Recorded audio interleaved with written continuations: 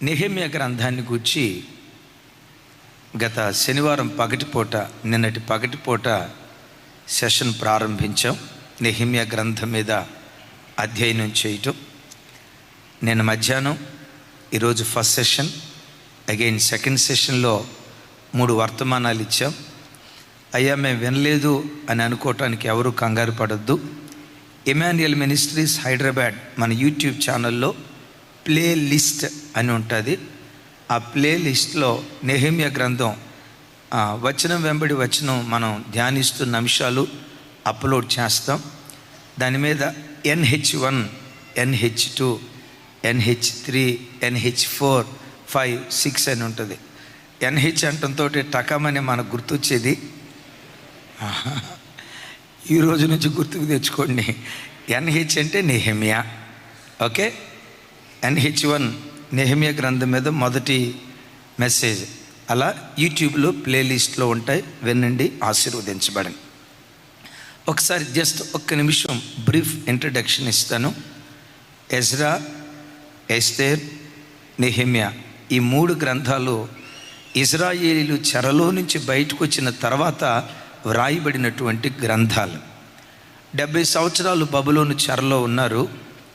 మాదీయ పారసిక రాజ్యంలో జెరుబాబేలు నాయకత్వంలో కోరేషు రాజుగా ఉన్న దినాల్లో సొంత దేశానికి ప్రయాణమై వచ్చారు. అది ఎజ్రా గ్రంథంలో. ఆ తర్వాత ఎస్తేరు రాణి అవ్వటం ఎస్తేరు గ్రంథంలో. ఆ తర్వాత రాయబడిన గ్రంథమే నెహెమ్యా గ్రంథం. నెహెమ్యా అనే పేరుకున్న అర్థం యెహోవా వలన ఆదరించబడినవాడు. ఆయన తండ్రి పేరు హకల్యా. హకల్యా అనే పేరుకున్న అర్థం యెహోవా కొరకు కనిపెట్టువాడు అని. ఏ ప్రజలైతే దేవుని కొరకు కనిపెడతారో, దేవుని కొరకు కనిపెట్టే ప్రజలను దేవుడే ఆదరించటం ప్రారంభిస్తాడు. మీలో ఎంతమందికి దేవుని ఆదరణ కావాలి కోరుకుంటున్నారు? చేతులు ఎత్తండి అని నేను అనను. అందరూ చేతులు ఎత్తుతారు. దేవుని ఆదరణ కోరుకుని దేవుడు అందరూ చేతులు ఎత్తుతారు కదా. దేవుడు ఎలా ఆదరిస్తాడట? ఒకని తల్లి వానిని ఆదరించినట్లు నేను మిమ్మల్ని ఆదరిస్తాను. అలాంటి దివ్యమైన ఆదరణ దేవుని ద్వారా నువ్వు పొందుకోవాలంటే మనం యెహోవా కొరకు కనిపెట్టుకునే వారిగా ఉండాలి. ఈ ఉపవాస దినాలు దేవుడు మనకు నియమించింది దేవుని కొరకు కనిపెట్టడానికే. విచిత్రం ఏంటో తెలుసా? నెహెమ్యాని దేవుడు ఆదరించడమే కాదు, దేవుని చేత ఆదరించబడిన నెహెమ్యా ఇజ్రాయేలు జాతిని ఆదరించే ఆదరణకర్తగా మార్చబడ్డాడు. నిన్ను ఆశీర్వదించడం దేవునికి ఆఫ్టర్ ఆల్. కానీ నీ మీద దేవునికి ఉన్న ప్రణాళిక ఏంటో తెలుసా? నిన్ను అనేకులకు ఆశీర్వాద కారణంగా చేయాలనుకుంటాడు దేవుడు. నన్ను దేవుడు దీవించడం దేవునికి ఆఫ్టర్ ఆల్. దేవుని మనసు ఏంటో తెలుసా? ఈ నిష్ప్రయోజకుణ్ణి జెరిమియా అనే నన్ను, ఈ దీనుణ్ణి కోట్ల కొలది ప్రజలకు దీవెన కారణంగా మార్చాలి. నన్ను దీవించడం కాదు, నన్ను దీవించడం దేవునికి స్వల్పం, నిన్ను దీవించడం దేవునికి స్వల్పం. కొన్ని జాతులకు కొన్ని జాతులకు దీవెన కారణంగా దేవుడు మనల్ని మార్చాలని కోరుకుంటూ ఉన్నాడు. దేవుడు అలా మనల్ని ఆదరించాలి. మన ద్వారా కొన్ని జాతులు ఉద్ధరించబడాలంటే మనం ఎవరి కొరకు కనిపెట్టాలి? యెహోవా కొరకు కనిపెట్టాలి. సెకండ్ సెషన్లో 3 విషయాలు విన్నాం. నెంబర్ 1, నెహెమ్యా దేవునిపై ఆధారపడినవాడు. మన జీవితంలో డబ్బున్నా, జ్ఞానం ఉన్నా, బలం ఉన్నా, జనబలం, ధనబలం, కులబలం, కండబలం, అండబలం, ఎన్ని బలాలున్నా దేవుని బలం మీద మనం ఆధారపడాలి. దేవుని బలం మీద ఆధారపడకుండా స్వశక్తి మీద ఆధారపడ్డాడు. రాజభవనంలో పెరిగిన మోషే గొర్రెలు కాసుకునేవాడిగా 40 సంవత్సరాలు మిగిలిపోయాడు. దేవుని మీద ఆధారపడిన నెహెమ్యా గిన్నెను అందించేవాడు. ఆ దేశానికి గవర్నర్గా మార్చబడ్డాడు. ఇప్పుడు చెప్పండి, మన బలం మీద ఆధారపడదామా, దేవుని మీద ఆధారపడదామా? రైట్. రెండవది, నెహెమ్యా వినిన వార్తను విజ్ఞాపనగా మార్చాడు. దీని గురించి ఇంకెక్కువ చెప్పను. మన చెవులతో ఏదైనా ఒక వార్త వింటే అది దుర్వార్త అయినా, చెడ్డ వార్త అయినా, భయాన్ని పుట్టించే వార్త అయినా, వినిన వార్తను విజ్ఞాపనగా మనం మార్చుదుంగాక.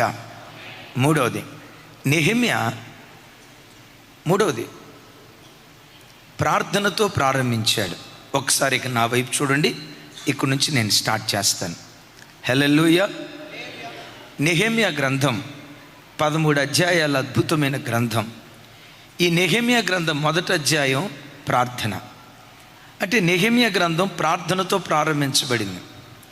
నెహెమ్యా గ్రంథం 13వ అధ్యాయం ముగింపు కూడా ప్రార్థనతో ముగించబడింది. ఒక్క మాటలో చెప్పాలంటే నెహెమ్యా గ్రంథం ప్రార్థనతో ప్రారంభించబడింది, అదే ప్రార్థనతో ముగించబడింది. దైవజనమా, యేసయ్య పిల్లలైన మన జీవితం కూడా ప్రతి దినం ప్రార్థనతో ప్రారంభించాలి, అదే ప్రార్థనతో ముగించాలి. మొదటి అధ్యాయంలో ప్రార్థన, రెండవ అధ్యాయంలో జవాబు. మొదటి అధ్యాయంలో ప్రార్థన 12 అధ్యాయాల్లో దేవుడు జవాబు ఇచ్చాడు. నువ్వు చేసే చిన్న ప్రార్థన, నేను చేసే చిన్న ప్రార్థన అడిగిన దానికంటే, ఊహించిన దానికంటే అత్యధికంగా కార్యాలు చేస్తాడు దేవుడు. విచిత్రం చూడండి, గోడ కట్టక మునుపు, రాజుతో మాట్లాడక మునుపు నెహెమ్యా ఎవరితో మాట్లాడాడు? రారాజైన దేవునితో మాట్లాడాడు. అంటే తన జీవితాన్ని ప్రార్థనతో ప్రారంభించాడు. నీ జీవితంలో ఏ పని అయినా, ఉద్యోగమైనా, వ్యాపారమైనా, చదువైనా, ఆ దినమైనా ప్రార్థనతో ప్రారంభించు. ప్రార్థనతో ప్రారంభించబడినది విజయంతో ముగించడానికి దేవుడు కృప చూపిస్తాడు. ఏ పని నీ చేతులతో ప్రారంభించావో 100% సక్సెస్ఫుల్గా నువ్వు ఫినిష్ చేయటానికి దేవుని కరుణా హస్తం మనకు తోడుగా ఉండునుగాక. బైబిల్లో ఒక భక్తుడు ఉన్నాడు, చూడండి. అపోస్తల కార్యం 13వ అధ్యాయం 3-4 వచనాలు నాతో కలిసి చెప్పండి. అంతట వారు ఉపవాసం ఉండి ప్రార్థన చేసి వారి మీద చేతులుంచి వారిని పంపిరి. 2వ వచనం చూద్దాం ఒకసారి. 2వ వచనం చదవండి. ఇక్కడ చెప్పండి. వారు ప్రభువును సేవించుచు ఉపవాసము చేయుచుండగా పరిశుద్ధాత్మ నేను బర్నబాను సౌలును పిలిచిన పని కొరకు వారిని నాకు ప్రత్యేకపరచుడని వారితో చెప్పాను. ఇక నా వైపు చూడండి. ఇది అంతియొకయ సంఘంలో రాయబడినటువంటి సంఘటన. అంతియొకయ సంఘంలో ప్రవక్తలు, అనేక మంది బోధకులు, శిష్యులుండి ఉపవాసంతో ప్రార్థిస్తున్నారట. ఏ ప్రార్థనతో? ఉపవాసం ఉండి ప్రార్థన చేస్తూ ఉంటే ఆ సంఘంలో పరిశుద్ధాత్మ స్వరం వినబడుతుంది. ఏమని? బర్నబాను సౌలును పిలిచిన పని కొరకు ప్రత్యేకించండి. ఏ సంఘంలో ఉపవాస ప్రార్థనలు జరుగుతాయో ఆ సంఘంలో మానవ స్వరం కాదు, పరిశుద్ధాత్మ స్వరం వినబడటానికి దేవుడు కృప చూపిస్తాడు. ఆమెన్. ఏ సంఘంలో సేవకులు ఉపవసించి ప్రార్థించే వాళ్ళుగా ఉంటారో, ఉపవాస ప్రార్థన జరిగే చోట పరిశుద్ధాత్మ స్వరం చేయబడుతుంది. జీవితంలో నీవేదైనా నిర్ణయం తీసుకోవాలి. క్రాస్ రోడ్ దగ్గర నిలవబడ్డావు, అటు వెళ్ళాలా ఇటు వెళ్ళాలా నీకు ఆలోచన రావట్లేదు. అమెరికా వెళ్ళాలా, ఆస్ట్రేలియా వెళ్ళాలా, ఇక్కడే స్థిరపడాలా, ఈ ఉద్యోగానికి వెళ్ళాలా, ఆ ఉద్యోగానికి వెళ్ళాలా, ఆ వ్యాపారం చేయాలా, ఈ వ్యాపారం చేయాలా, క్రాస్ రోడ్లో నిలవబడితే డెసిషన్ తీసుకోవటానికి కన్ఫ్యూషన్గా ఉంది. ఉపవసించు, ప్రార్థన చేయి. మెల్లనైన పరిశుద్ధాత్మ స్వరం ద్వారా నీతో దేవుడు మాట్లాడటం ప్రారంభిస్తాడు. ఇదే త్రోవ, ఇదే త్రోవ, ఈ త్రోవలో నువ్వు బయలుదేరి వెళ్ళు, నువ్వు విజేతగా నిలవబడతావని ఆ మెల్లనైన స్వరం ద్వారా పరిశుద్ధాత్మ దేవుడు నీకు గైడెన్స్ ఇవ్వటం ప్రారంభిస్తాడు. రైట్. పౌలును బర్నబాను పిలిచిన పని కొరకు ప్రత్యేకించండి అని చెప్తే, ఎస్ వీళ్ళని సేవకు పిలిచాడు కదా, మిషనరీలుగా పిలిచాడు కదా, వీళ్ళని పంపించేసేద్దాం అని వెంటనే పంపించలేదు. ఎగైన్ ఏం చేశారు? వారు ఉపవాసం ఉండి ప్రార్థన చేసి బర్నబా సౌలు తల మీద చేతులుంచి వాళ్ళు ప్రార్థన చేశారట. నేను మిమ్మల్ని అడుగుతా, సౌలును బర్నబాను పిలిచిన పని కొరకు ప్రత్యేకించండి అనే స్వరం ఎప్పుడు వినబడింది? ఉపవసించి, అంటే ఆల్రెడీ ఉపవాసం ఉన్నారు కదా, ఎగైన్ మరలా ఏం చేస్తున్నారు? ఉపవాసం ఉంటున్నారు. అపోస్తులుడైన పౌలు వారు ఉపవాసంతో తన పరిచర్య ప్రారంభించాడు గనుక భూలోకాన్ని తలకిందులు చేసి అపోస్తులుడిగా మార్చబడ్డాడు. నేను అడుగుతా, పౌలా నీ సక్సెస్కి సీక్రెట్ ఏంటి? నీ మినిస్ట్రీ సక్సెస్ఫుల్గా సాగటానికి కారణం ఏంటి? అడుగుపెట్టిన ప్రతి చోట దయ్యాలు పారిపోతున్నాయే, అడుగుపెట్టిన ప్రతి చోట పశ్చాత్తాప్తులు రొమ్ము కొట్టుకుంటూ ప్రజలు ఏడుస్తున్నారే, గ్రామాలను కదిలించావే, పట్టణాలను కదిలించావే, రాష్ట్రాలను కదిలించావే, దేశాలను కదిలించావే, ఖండాలను కదిలించావే. నీవు కదిలించడానికి కలిగిన కారణం ఏంటి? ఒకటే మాట, మా పరిచర్య ఉపవాస ప్రార్థనతో ప్రారంభించేము గనుక ఖండాలు కదిలించే శక్తిగా దేవుడు మమ్మను మార్చాడు. ఇప్పుడు మన ఆరాధ్య దైవం యేసుక్రీస్తు వారు తన మినిస్ట్రీ, తన పరిచర్య వెంటనే ప్రారంభించాడా? మొదట 40 రోజులు ఉపవాసం ఉండి ప్రార్థించాడా? చెప్పాలి. మొదట 40 రోజులు ఉపవాసం ఉండి ఆ తర్వాత తను ప్రారంభించాడు. మనం విన్నాం, ఆత్మబలంతో ప్రారంభించే పరిచర్యలు అంతము వరకు నిలవటానికి దేవుడు కృప చూపిస్తాడు. పెద్దగా చెప్దాం ఆమేన్. దైవజన్మ, నా వైపు చూడండి. ఏ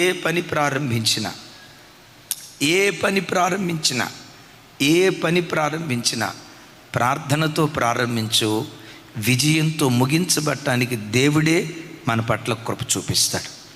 అయితే ఈ సెషన్లో మన ప్రార్థన ఎలా ఉండాలి, ఎలా ప్రార్థన చేస్తే మన ప్రార్థన దేవుని సన్నిధికి ధూపంలాగా చేరుతుంది? 4 విషయాలు టకటకమని చెప్తాను. నెహెమ్యా గ్రంథం 1వ అధ్యాయం 5, 6 వచనాలు. ఒకసారి మీ బైబిల్ తెరవండి, నాతో కలిసి చదవండి. ఎట్లనగా, ఆకాశమందున్న దేవా యెహోవా, భయంకరుడైన గొప్ప దేవా, నిన్ను ప్రేమించి నీ ఆజ్ఞలను అనుసరించి నడుచుకుని వారిని కటాక్షించి వారితో నిబంధనను స్థిరపరచువాడా, నీ చెవియొగ్గి నేత్రములు తెరిచి నీ సన్నిధిన దివారాత్రములు నీ దాసులైన ఇశ్రాయేలీల పక్షమున నేను చేయు ప్రార్థన అంగీకరించుము. మరొకసారి 5వ వచనం ప్రారంభం ఏమంటాడు? ఆకాశమందున్న దేవా యెహోవా, భయంకరుడైన గొప్ప దేవా, నిన్ను ప్రేమించి నీ ఆజ్ఞలను అనుసరించి నడుచుకుని వారిని కటాక్షించి నిబంధనను స్థిరపరచువాడా. నా వైపు చూడండి. నెహెమ్యా ప్రార్థన ఎలా ప్రారంభించాడంటే ఆరాధనతో ప్రారంభించాడు. ఆమేన్ చెప్పండి సార్. దేంతో ప్రారంభించాడు? ప్రార్థనలో మోకరించి వెంటనే ఆశీర్వదించు నాయన, నా కొడుకుని ఆశీర్వదించు ప్రభువా, నా మనవరాలను ఆశీర్వదించు నాయన, నా కోడలను ఆశీర్వదించు ప్రభువా, మా బతికున్న తాతను ఆశీర్వదించు నాయన అని దించని వెంటనే మోకరించడంతో దించనలా. తన ప్రార్థన ఎలా ప్రారంభించాడంటే దేవుని గొప్పతనాన్ని చాటిస్తూ ఆరాధనతో తన ప్రార్థన ప్రారంభించాడు.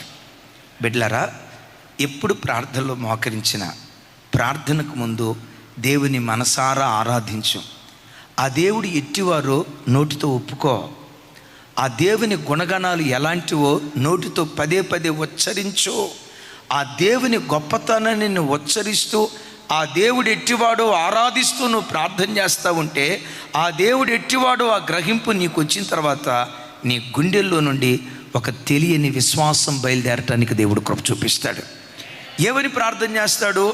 ఆకాశమందున్న దేవా యెహోవా, భయంకరుడు అయిన. అంటే భయంకరుడు అంటే మీరు సడన్గా అంటే మన దేవుడు భయంకరుడు అంటే 12 తలకాయలు ఉంటాయేమో, 24 చేతులు ఉంటాయేమో, ఈ చేతిలో కొట్టలి, ఆ చేతిలో కొడవలి, ఈ చేతిలో ఈట తీసుకొని రారా పొడి చేస్తా అన్నట్లుంటాడేమో అని అనుకునేరు గాక, ఆయన రూపం భయంకరం కాదు, ఆయన జరిగించే కార్యాలు భీకర కార్యాలు, శూర కార్యాలు. ఇది జరుగునా అని మనిషి ఊహకు కూడా రాని ఊహాతీతమైన కార్యాలు ఆయన జరిగించేవాడు గనుక ఆయన భయంకరుడగు దేవుడు. ఎదగా చెప్తాం ఆమేన్. మీలో ఎవరికైనా దేవుని రూపం ఎలా ఉంటుందో తెలుసుకోవాలనుకుంటున్నారా? ఏమి లేదు, అద్దం ముందు నిలబడి మిమ్మల్ని మీరు చూసుకోండి. మీరు ఎట్లా ఉంటారో మన దేవుడు కూడా అలాగే ఉంటాడు. ఎందుకు? ఆయన పోలిక చొప్పున, ఆయన స్వరూపము చెప్పున దేవుడు నరుణ్ణి చేశాడు. మన పోలికేదో, మన దేవుని పోలిక కూడా అదే. కానీ ఈ దేవుడు ఎవరో తెలుసా? భయంకరమైన కార్యాలు, భీకర కార్యాలు జరిగించే దేవుడు. హల్లెలూయా. మోషే ఎర్ర సముద్రం దగ్గర నిలవబడ్డాడు. అని ఉంటారు ఎవరో ఒకళ్ళు, సార్ ఈ ఎర్ర సముద్రం 2 పాయలుగా చేయాలంటే ఎన్ని మోటార్లు తీసుకొచ్చి ఇంజన్లు ఆడిస్తే నీళ్లు ఖాళీ అయిపోతాయి సార్, ఎన్ని బకెట్లు తీసుకురావాలి సార్, మనం ఏం చేస్తే ఎర్ర సముద్రం 2 పాయలుగా చేలుతుంది అంటే దేవుడు అంటాడు, ఏమి లేదు మోషే, నీ చేతిలో కర్ర ఉంది కదా, చాపు అన్నాడు. చాపు ఏం చేయమంటావయ్యా, నువ్వు చాపు అంతే. బలమైన గాలి వీచింది, ఉన్నపాటున్న ఎర్ర సముద్రం 2 పాయలుగా చీలిపోయింది. నేనంట మనం విని చాలాసార్లు విన్నాంలే అన్నట్లుగా అనిపించవచ్చు, కానీ నేను అనుకుంటా ఆ 2 పాయలు అలా చేల్చబట్టం ఇజ్రాయేలీలు చూసి గడగడ గడ గడగడ గడగడ గడ బాబోయ్ బాబోయ్, ఈ దేవుడు మామూలు దేవుడు కాదు, భయంకర కార్యాలు చేసే దేవుడు. పెద్దగా చెప్దాం, భయంకరమైన కార్యాలు చేసే దేవుడు. కని విని ఎరుగని నా చేతులెత్తి మిమ్మల్ని దీవిస్తున్నాను. ఈ ఉపవాస ప్రార్థనలో మీ జీవితంలో కూడా కని విని ఎరుగని ఓ వింతైన అద్భుత కార్యం దేవుడు మీ జీవితంలో జరిగించునుగాక, మీ పిల్లల జీవితాల్లో జరిగించునుగాక, మీ ఉద్యోగ స్థలాల్లో జరిగించునుగాక, మీ పిల్లల వివాహ విషయాల్లో దేవుడు జరిగించునుగాక, వారి భవిష్యత్తు విషయంలో దేవుడు కార్యం చేయునుగాక. ఓ భీకరమైన కార్యం మన ఒక్కొక్కరి కుటుంబాల్లో దయగల దేవుడు జరిగించునుగాక. అలా జరిగించాలంటే చెప్పండి, మన ప్రార్థన దేనితో ప్రారంభించాలి? మన ప్రార్థనలో ఎప్పుడు ఆరాధన ఉండాలి, దేవుని స్తుతించాలి, దేవుని గొప్పతనాన్ని కొనియాడాలి, ఆయన ఎట్టివాడో, ఆయన ఎంత మహోన్నతుడో కొనియాడుతూ ఉండాలి. యేసయ్యకు మహిమ కలుగును గాక. ఇప్పుడు నెహెమ్యా వెంటనే పాయింట్కి వచ్చాడా, ఆరాధనకు వచ్చాడా? అయ్యా యెరూషలేములో గుమ్మాలు గాలిపోయినాయట, పితరుల సమాధులు ఉన్న పట్టణం పాడైపోయిందట, ప్రాకారాలు పడిపోయాయట, ఆ ప్రాకారాలు కట్టేయ్యా అని వెంటనే అంశం ప్రారంభించాడా, ముందు ఆరాధించాడా? ఇప్పుడు ఒక మాట సార్, మీరు రెగ్యులర్గా వెళ్ళే కిరాణా షాప్ ఉంది, రెగ్యులర్గా ఓ 10 సంవత్సరాలు బట్టి రెగ్యులర్గా వెళ్తున్నారు. ఆ రెగ్యులర్గా వెళ్ళే కిరాణా షాప్కి వెళ్ళినప్పుడు వెంటనే సోప్ వేయండి, పేస్ట్ వేయండి అని అంటారా? ఆయన చూడటంతో సేటో బాగున్నారా, పిల్లలు బాగున్నారా అని అడుగుతారా? మీరు అడిగేటట్లేరు తల్లి. చెప్పండి, మొట్టమొదటి ఏం చేస్తాం చెప్పండి? తెలిసిన వాళ్ళు అయితే సేటో బాగున్నారా, పిల్లలు బాగున్నారా అని సంభాషణ తర్వాత అంశానికి వస్తాం. ఇప్పుడు దేవుడు మనకు 10 సంవత్సరాల నుంచి పరిచయిస్తాడా, చాలా సంవత్సరాలు బట్టి పరిచయిస్తాడా? మరి పరిచయం లేని వ్యక్తిలాగా వెంటనే మోకరించి ఆశీర్వదించని ఎందుకు ప్రార్థన చేస్తావు? నీ ప్రార్థన ఆరాధనతో, స్తుతులతో ప్రారంభిస్తే ఆ స్తుతి నీ స్థితిగతులను మార్చటం ప్రారంభిస్తుంది. నమ్ముతారు ఈ మాట? ఆ స్తుతి నీ స్థితిగతులను మార్చటం ప్రారంభిస్తుంది. యెషయా గ్రంథంలో చక్కటి మాట రాసి ఉంటుంది చూడండి. యెషయా గ్రంథం 12వ అధ్యాయం 1వ వచనం. ఆ దినమున మీరు ఇలాగందురు పెద్దగా, యెహోవా నీవు నా మీద కోపపడితివి, నీ కోపము చల్లారెను, నిన్ను స్తుతించుచున్నాను, నీవు నన్ను ఆదరించుచున్నావు. నాకు స్వరమెత్తి చెప్పండి, నెహెమ్యా అనే పేరుకున్న అర్థం ఏంటి? యెహోవా వలన ఆదరించబడినవాడు. యెహోవా వలన నెహెమ్యా ఆదరించబడటానికి కారణం ఏంటో తెలుసా? నెహెమ్యా దేవునిని స్తుతించేవాడు. చెప్పండి, దేవుని స్తుతించేవాడు కనుక ఏమంటాడు? నేను నిన్ను స్తుతించుచున్నాను, నీవు నన్ను ఆదరించుచున్నావు. సంగమా, ఒకటి నేర్చుకోండి, ఎల్లప్పుడూ నీ నోట కృతజ్ఞతా వచనాన్ని ఉచ్చరిస్తూ ఉండాలి. కూర్చున్నా లేచినా స్తోత్రం యేసయ్యా, నాకు ఇచ్చిన రక్షణ కొరకు స్తోత్రం యేసయ్యా, నిజదేవుని ఆరాధించని ఈ ప్రాంతాల్లో నా మీద దృష్టి నిలిపేవయ్యా, నా కులస్తుల్లో ఎవరికీ రక్షణ భాగ్యం లేదయ్యా, నా బంధువుల్లో ఎవరికీ నువ్వు దొరకలేదయ్యా, అలాంటి నా మీద నువ్వు మనసు పెట్టి నన్ను కోరుకున్నావయ్యా, నన్ను నీ దానిగా చేసుకున్నావయ్యా, నాకు ఇచ్చిన ఈ రక్షణ కొరకు నీకు స్తోత్రం, నీ ప్రాణత్యాగం ద్వారా రక్షణను భిక్షగా నాకు ప్రసాదించినందుకు స్తోత్రమయ్యా, ఇంతకు మించిన భాగ్యం ఏముందయ్యా అని కూర్చున్నా లేచినా ఎప్పుడు మన నోట దేవుని స్తుతి ఆరాధన ఉండునుగాక. అందుకని అంటాడు, ఎల్లప్పుడూ కృతజ్ఞతావచనమే ఉచ్చరించండి. ఎప్పుడు మన నోటి మీద స్తుతి స్తుతి చెప్పండి ఒకసారి. వినపడలేదు, నాకు వినపడలేదమ్మా. అట్లాగని బస్సులో కూర్చొని పెద్దగా ఇట్లనేరు కాక, దానికి ఒక ఉంటుంది కదా లోపల అంతరంగంలో. అవకాశం దొరికినప్పుడు గదిలో ఒంటరిగా ఉన్నావు అనుకో, అప్పుడు బాక్సులు అది హృదయమార ప్రభుని స్తుతించాం. ఆ స్తుతి మనకి ఎట్లా ట్యూన్ అవ్వాలో చెప్తాను. ఒకప్పుడు తల్లులు ఈ వాషింగ్ మిషన్లు రాకమునుపు బట్టలు ఉతికేవాళ్ళు. అమ్మ ఉతికేవాళ్ళ లేదా? ఎప్పుడు వాషింగ్ మిషన్లు రాకమునుపు బట్టలు ఉతికేవాళ్ళు. బట్టలు ఉతికేటప్పుడు బట్టను బండకు బాదేటప్పుడు ఒక శబ్దం చేస్తారు. ఏ శబ్దం చెప్పండి? మీరు ఆగండి అమ్మా. అరే మీకెట తెలిసిందన్నా అంటే ఇంట్లో బట్టలు ఉతికే బ్యాచే తప్పదు మరి. హైదరాబాద్లో అంతే తప్పదు, అడ్జస్ట్ అయిపోవాలా. సరే చూడండి, బట్టలు ఉతికేటప్పుడు ఒక శబ్దం చేస్తారు చెప్పండి. ఏసై పిల్లలు ఆ శబ్దం చేయకూడదు. బట్టలు ఉతికేటప్పుడు కూడా స్తుతి స్తుతి. ఊరుకోండన్నా మీ పిచ్చి కాకపోతే అని అంటారా?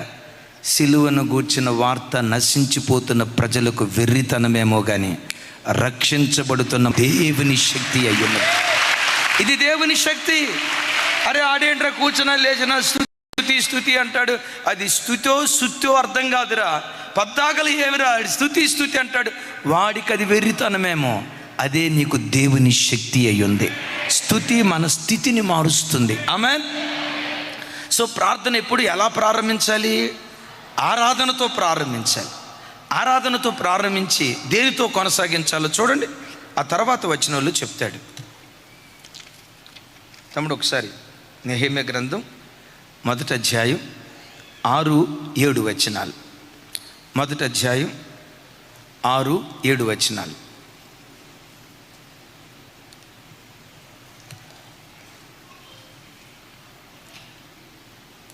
రైట్, నాతో కలిసి. నీ చెవియొగ్గి నీ నేత్రములు తెరిచి నీ సన్నిధిన దేవారాత్రము నీ దాసులైన ఇశ్రాయేలీల పక్షమున నేను చేయు ప్రార్థన అంగీకరించుము. నీకు విరోధముగా పాపము చేసిన ఇశ్రాయేలు కుమారుల దోషమును నేను ఒప్పుకొనుచున్నాను. నేనును నా తండ్రి ఇంటి వారును పాపము చేసి ఉన్నాము. ఆరాధనతో ప్రారంభించి పశ్చాత్తాపపు ఒప్పుకోలుతో ప్రార్థన కొనసాగిస్తున్నాడు. విన్నారా? తను దేవుని సన్నిధిలో ఏ అంశం కొరకు ప్రార్థన చేయబోతున్నారో ఆ అంశం కొరకు ప్రార్థన చేయక మునుపు ఆరాధించాడు. ఆరాధించిన తర్వాత పాపపు ఒప్పుకోలు. ఏవని?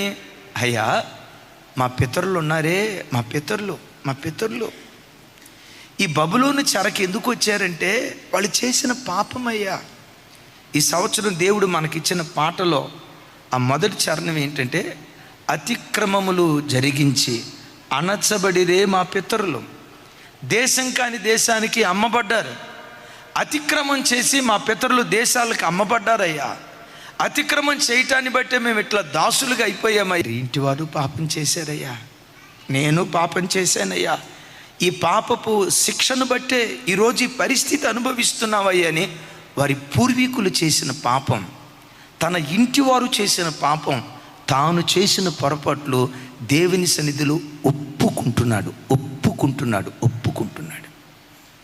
దైవజనమా, క్రైస్తవ జీవితానికి ఎప్పుడు ప్రార్థనలో పశ్చాత్తాపపు ఒప్పుకోలు చాలా ప్రాముఖ్యమైంది. నా వైపు చూడండి. పశ్చాత్తాపపు ఒప్పుకోలు చాలా ప్రాముఖ్యమైంది. దేవుని సన్నిధిలో ఒప్పుకోకుండా విడిచిపెట్టకుండా ఎంత ప్రార్థన చేసినా ఆ ప్రార్థన దేవుని సన్నిధికి చేరదు. ఒకసారి ఎడ్వర్డ్ విలియమ్స్ గారు వారు చెప్పిన వాక్యం ఒకసారి విన్నాను. అది ఇండోనేషియానో మలేషియానో, మొత్తానికి ఆ 2 దేశాల్లో ఏదో ఓ సేవకుడు చాలా సంవత్సరాలు అక్కడికి వెళ్ళి కష్టపడి సేవ చేస్తున్నాడు. ఎంత ప్రార్థన చేసినా, ఎంత మొరపెట్టినా ప్రజలు మారట్లా. ఒకరోజు దేవుని సన్నిధిలో కూర్చొని ఏడుస్తున్నాడట. దేవా, ఇన్ని సంవత్సరాలు కష్టపడి సేవ చేస్తున్నా, ఒక్కడు కూడా మారట్లేదు. కాటిని హృదయాలతో నిండుకున్నారు. ఈ ప్రజలు ప్రార్థన, ఈ ప్రజలు నీ తట్టు తిరగాలంటే ఇంకా నేనేం చేయాలయ్యా? నేను చేయాల్సినంత సేవ చేయలేకపోతున్నానా? ఏంటి ప్రభు అని ఏడుస్తూ ఉంటే అప్పుడు ప్రభు అంటాడట, సేవకుడా, ఇదిగో ఈ గడ్డలో బ్రతుకుతున్న ప్రజలు కొంతమంది సేవకులను నిర్దాక్షిణ్యంగా చంపి వాళ్ళ ప్రాణాలు పొట్టను పెట్టుకున్నారు, వాళ్ళ రక్తాన్ని త్రాగారు. వాళ్ళ రక్తాపరాధం ఈ దేశం మీద నిలిచింది. వాళ్ళ పాపదోషం నీ ప్రార్థన దేవుని సన్నిధికి చేరకుండా ఆటంకంగా ఉంది. ప్రభా, చంపింది ఎప్పుడో కదయ్యా, పాపం చేసింది వాళ్ళు కదయ్యా, పాపదోషం చేసింది వాళ్ళు కదయ్యా, మరి నేనేం చేయాలి? వాళ్ళు చేసిన పాపము నిమిత్తమై నువ్వు క్షమాపణ కోరుకుంటూ వాళ్ళ విషయమై పశ్చాత్తాపడి నువ్వు దేవుని దగ్గర ఏడు. తెలిసి తెలియక ఇట్లా తప్పు చేశారయ్యా, నా దేశస్తులను క్షమించు. తెలిసి తెలిసే పొరపాటు చేశారయ్యా, వాళ్ళు చేసిన అపరాధాన్ని నా అపరాధంగా ఎంచయ్యా అని వాళ్ళ కొరకు క్షమాపణ కొరకు పశ్చాత్తాపపు ఒప్పుకోలుతో నువ్వు ప్రార్థన చేయి. ఆ తర్వాత నీ ప్రార్థన అంగీకరించబడుతుంది, నీ సేవ నేను అంగీకరిస్తానన్నాడట. వెనువెంటనే దేవుని సన్నిధిలో సాష్టాంగపడి, అయ్యా, ఈ దేశపు పూర్వీకులు దైవ సేవకులను చంపారటయ్యా, ఈ గడ్డ వాళ్ళ రక్తాన్ని త్రాగిందటయ్యా, అపరాధం చేసిన వాళ్ళను క్షమించయ్యా, ఈ దేశం మీద ఉన్న దోష శిక్ష అపరాధాన్ని క్షమించయ్యని కొన్ని రోజుల పాటు వాళ్ళ పాపాన్ని తన పాపంగా ఒప్పుకొని పశ్చాత్తాపడుతూ ఏడుస్తూ ప్రార్థన చేశాడట. అలా పశ్చాత్తాపడుతూ ఏడుస్తూ ప్రార్థన చేసిన ఆ తర్వాత సేవ ప్రారంభించాడట. వేల కొలది ప్రజలను ప్రభు తట్టు త్రిప్పే గొప్ప దైవజనుడిగా దైవజనుడు మార్చబడ్డాడట. విన్నారా? అంటే గతంలో ఆ ప్రార్థన ఎందుకు అంగీకరించబడలేదు? సమాధానం చెప్పండి. ఈ మాటలు వింటున్న నీ జీవితంలో కూడా చెల్లి, నా వైపు చూడు. నీ ప్రార్థన దేవుని సన్నిధికి చేరకుండా ఆటంకపరుస్తుంది. దేవుని సన్నిధికి నీ విజ్ఞాపన చేరకుండా ఆటంకంగా నిలవబడింది. ఒకవేళ నీ యవ్వన బిడ్డలు చేసిన పాపమేమో, నీకు తెలియకుండా నీ ఇంటి యజమానుడు చేసిన తప్పు ప్రార్థన దేవుని సన్నిధికి చేరకుండా ఆటంకంగా నిలిచిందేమో. అయ్యా, దేవుడు మీకు ఇచ్చిన యవ్వన బిడ్డలు వాళ్ళు చదువుకునే చోట తెలిసి తెలియక కొన్ని పొరపాట్లు చేయటాన్ని బట్టి ఆ పాపమే దేవునికి అడ్డుగా ప్రార్థన దేవుని సన్నిధికి చేరకుండా ఆటంకంగా నిలిచిందేమో. అలాగని ఎవరో పాపం చేశారని వాళ్ళ మీద వేయటమే కాదు, ఒకవేళ వాక్యం వింటున్న నీ బ్రతుకులో నీవే ఆ అపరాధివేమో, నీవే ఆ దోషివేమో, నీ బలహీనతే, నీ బుద్ధిహీనతే, నీ అపవిత్రతే, దేవునికి ఆయాసకరంగా బ్రతికిన నీ చీకటి జీవితమే, తల్లిదండ్రులు అంత ఏడ్చిన, ఉపవసించిన, రొమ్ము కొట్టుకుంటూ దేవుని సన్నిధిలో ప్రలాపించిన ఆ ప్రార్థన దేవుని సన్నిధికి చేరకుండా ఏ పాపం అడ్డుబండగా నిలిచిందో, సంగమా, ఉపవాస ప్రార్థనలకు వచ్చిన ఈ దినాన రొమ్ము కొట్టుకుంటూ దేవుని దగ్గర ఏడ్చుదుంగాక. ఓ దైవజనుడి పేరు చెప్తాను, నాకు చెప్పండి. ఆయన పేరు హడ్సన్ టైలర్. చెప్పండి పెద్దగా. హడ్సన్ టైలర్ అనే గొప్ప దైవ సేవకుడు చైనా దేశానికి మిషనరీగా వెళ్ళాడు. ఆల్మోస్ట్ 51 సంవత్సరాలు చైనా దేశంలో సేవ చేశాడు. అంటారు చైనా దేశానికి వెళ్ళిన మొట్టమొదటి మిషనరీ హడ్సన్ టైలర్ అని. అవునో కాదో నాకు అంత ఖచ్చితంగా తెలియదు, కానీ ఎక్కువ మంది బైబిల్ పండితులు దీన్ని నమ్ముతారు. హడ్సన్ టైలర్ 51 సంవత్సరాలు చైనా దేశంలో తన కుటుంబంతో కలిసి సేవ చేశారు. తన భార్య అనారోగ్యానికి గురైంది. ప్రభు తన సన్నిధికి తన భార్యను తీసుకొని వెళ్ళబోతున్నారు అని భార్యకి తెలిసింది, సేవకుడికి తెలిసింది. ప్రభు దగ్గరికి వెళ్ళబోతున్న ఆ క్షణంలో ఈ దైవజనుడు తన భార్య దగ్గరికి వెళ్ళి, అమ్మా, ప్రభు నిన్ను పిలుస్తున్నాడు, ఈ లోకాన్ని విడిచిపెట్టి వెళ్ళే దినాలు వచ్చాయి, ఏం కంగారు పడుకో, ఎక్కడ మనం విడిచిపెట్టి నువ్వు మమ్మల్ని విడిచిపెట్టి వెళ్ళినా తప్పకుండా మనం పరలోకంలో కలుసుకుంటాం. ఆమేనండి. పరలోకంలో తప్పకుండా కలుసుకుంటాం, పరలోకంలో నీ ముఖం చూస్తాను, నన్ను నువ్వు చూస్తావు. కానీ ఒక మాట, నా ఈ ఆశ తీరునట్లుగా